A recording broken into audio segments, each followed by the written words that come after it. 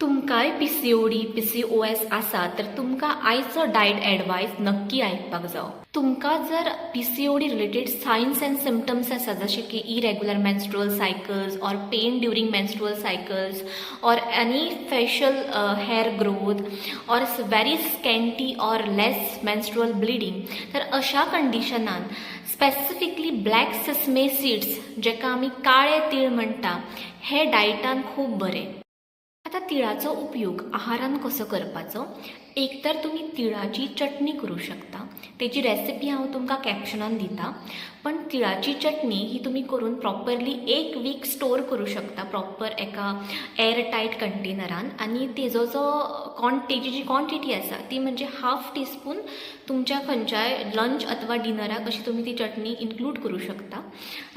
अथवा तुम्ही जे ब्लॅक सेसमे सीड्स आसा ते रोस्ट करपाचे, मातशे भाजून घेवन तेजो पावडर करून दवरपाचो आणि तो पावडर 1/2 टीस्पून पर डे अशा क्वॉन्टिटीन, म्हणजे 1/2 टीस्पून तुमकां पर डे आहारान यूज करपाक जाय.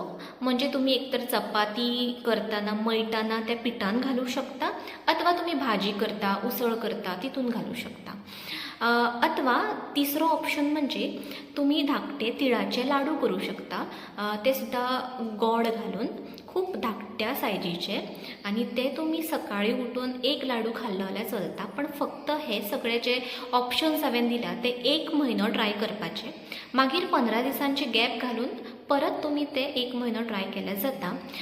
इतलीच काळजी घेवपाक जाय की तीळ हे उष्ण असल्या कारणान ते आमी समर सिजनान खूब तेजो मॉडरेशनान यूज करता. अथवा जेंच्यान एसिडिटी आसा ऑलरेडी तांकां सुद्धा तिळाचो यूज खूब मॉडरेशनान करपाक जाय.